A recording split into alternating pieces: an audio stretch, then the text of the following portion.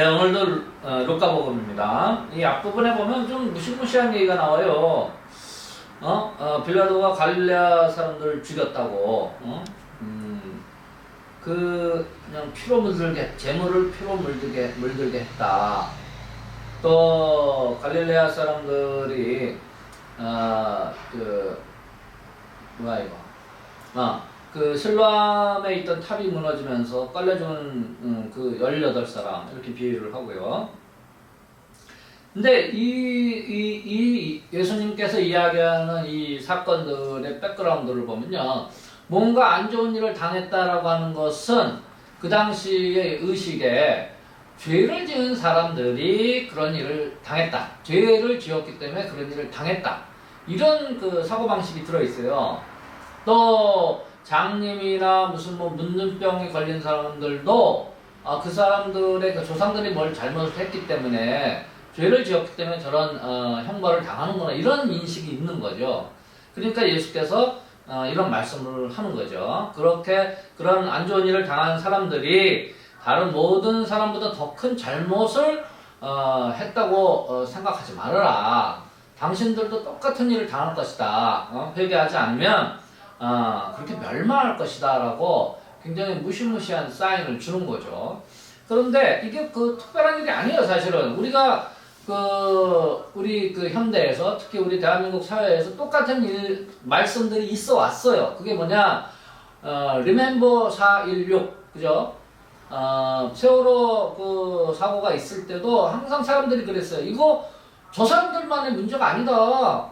우리도 언젠가는 이것을 고치지 않으면 똑같이 당할 것이다. 그게 지금 오늘 예수님이 얘기한 이야기랑 똑같은 얘기예요, 사실은. 거기에 그냥 예수는 그 백그라운드에 죄를 지었기 때문에 이렇게 당했다는 그 당시 유다 민족들의 사고방식이 좀 들어가 있는데 비슷하잖아요. 네? 그렇게 험한 일을 당한 사람들이 저 사람들만의 일이 아니고 저거 다 우리 모두의 일이다. 언젠가 이것을 재발되지 않게 그 방법을, 제도를, 법을 만들어 놓지 않으면 똑같은 일이 우리에게도 일어날 수 있다라고 하는 굉장히 엄중한 그런 경고입니다. 예.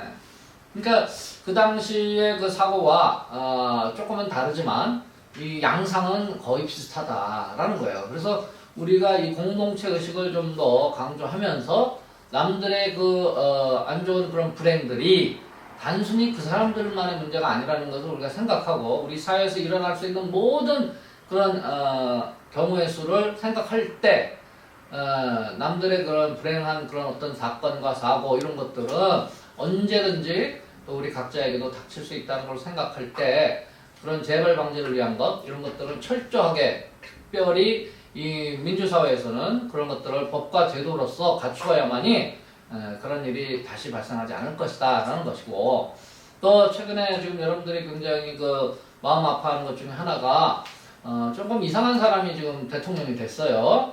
그것의 가장 큰 페인을 봤을 때 제가 좀 강조하는 것은 기울어진 언론을 얘기합니다. 기울어진 운동장 언론.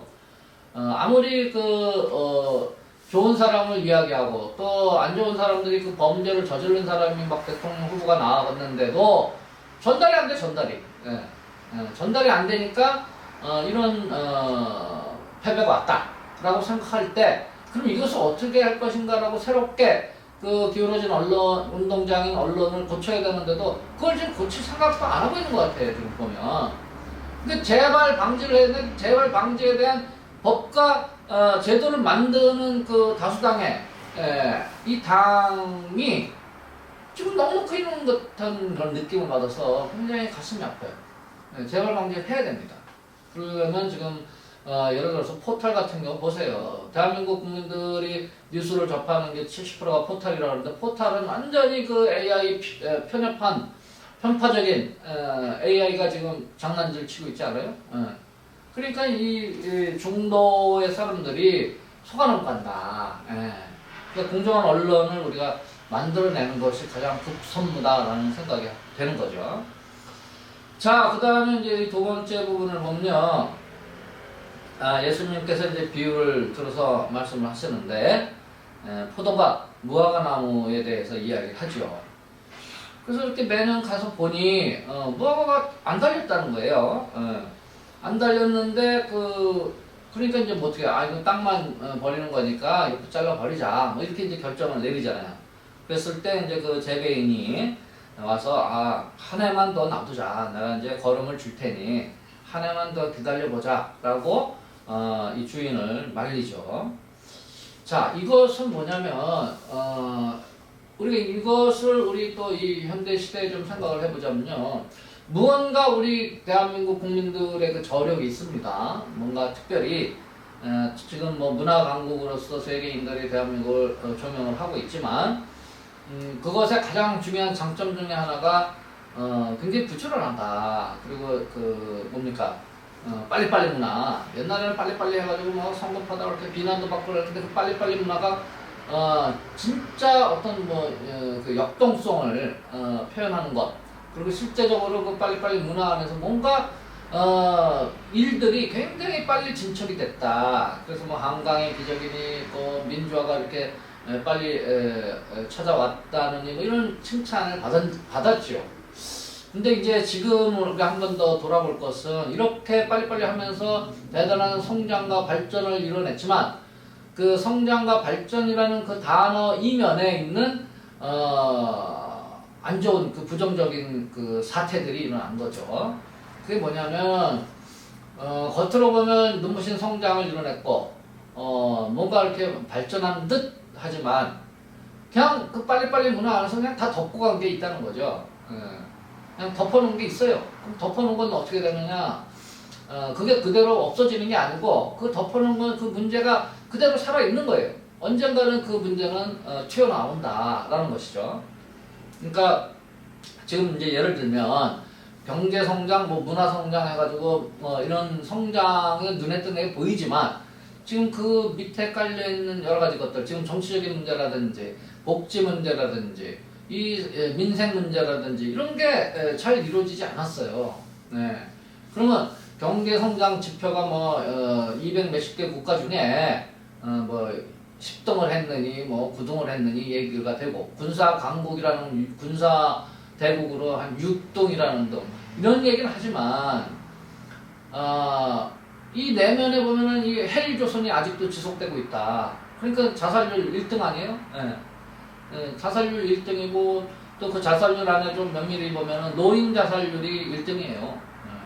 노인이 많이 자살한다는 것은 그만큼 노후 대책이 안 됐다는 이야기고 그것은 이제 복지 문제와 연결이 되잖아요.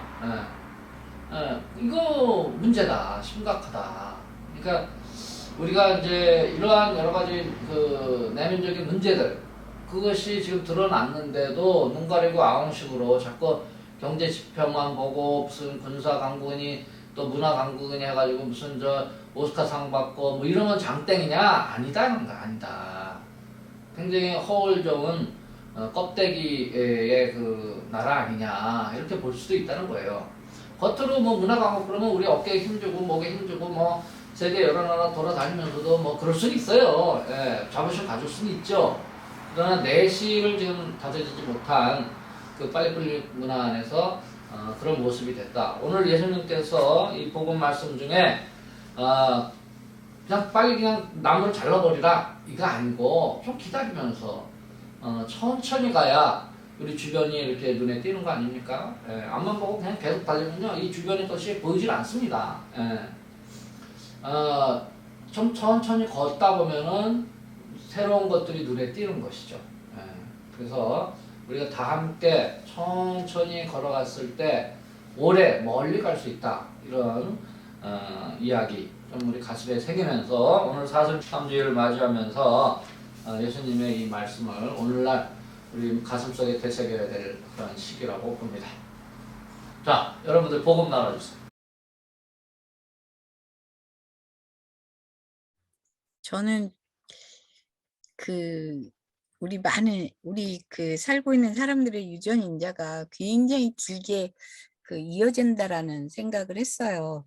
여기서도 이제 그 죄를 지은 사람이기 때문에 그러니까 그런 죄값을 받았다라고 이렇게 인식을 했잖아요. 그 시대에도. 근데 요즘도 그게 비슷하다라는 생각이 들더라고요. 이제 음. 제가 그 장애를 갖고 있잖아요. 네. 대부분의 사람들이 저보고 뭐라 그러냐면 그게 운명이고 팔자래요. 음. 그게 받아들여야 된다고. 음. 그래서 이제 어렸을 때는 그 얘기를 들으면 좀 화가 나고 그랬었는데 어느 순간에 제가 좀 커가지고 사회생활을 하면서 무슨 생각을 했냐 하면 그 영세받고 난 다음에 이제 그런 생각을 했었는데 만약 내가 다리가 불편하지 않고 살았었다라면 굉장히 교만한 사람이 될 수도 있었겠다라는 생각이 들었거든요. 음. 이게 세상이 다 내 것이냐 그렇게 음. 살았을지 않을까라는 생각을 하면서 아, 나한테 주어진 이 십자가니까 기꺼이 받아지고 그리고 또 겸손한 마음을 가지고 내가 뭘 할 수 있을까를 찾는 게 우선이고 내가 해야 될 일이라고 그런 생각을 했어요. 근데 그런 생각을 하면서 살다 보니까 지금 좀 많이 너무 힘들어요. 음. 문재인 정부가 들어서면서 촛불로 이뤄냈고 막 이렇게 하면서 굉장히 참 좋은 세상이 올 것이라고 기대를 했었는데 결국 1 년, 2년 지나면서 '아 이거는 그냥 희망사항이었나 봐.'라고 생각이 들면서 이제 이제 그 이상한 사람이 대통령이 됐고 청와대를 옮긴다고 했을 때 무슨 생각이 들었냐면 '아 도둑을 피하면 강도를 만난다.'고 했는데 정말 그 시기 됐는데 묵상을 안 해 와서 지금 복음을 막 잔해로 엄청 분석하고 오늘 약간 복음이요. 약간 그 뭐랄까 겁주는? 음. 예. "혼난다 너네 진짜. 음. 1년 준다 마지막." 이런 느낌? 포드 재배인이 그래도 열린 결말로 "1 년의 기회를 주라. 그리고 내년에도 이러면 그때 잘라 버리십시오." 딱 이런 얘기를 하는데 요즘 시기랑 쪼금 너무 맞는 그런 느낌을 좀 받았어요. 그래서 어떤 사람들은 되게 못된 짓을 하고도 평생 잘 사는 사람도 있고 뭐 히틀러 같은 사람은 또 뭐 잘 원하는 대로 살다가 마지막에 그렇게 죽고 뭐 이성계도 그랬고 그 상선벌악인 것 같아요 오늘 복음이요. 그래서 음. 그거에 대한 대가는 치르게 돼 있다. 음. 누구든 개인이든 뭐 어떤 자리에 있는 사람이건 예 그렇게 들려서 오히려 좀 마음이 좀 더 든든했습니다. 네. 복음 나눠주셔서 고맙습니다. 우리의 신앙을 고백합시다.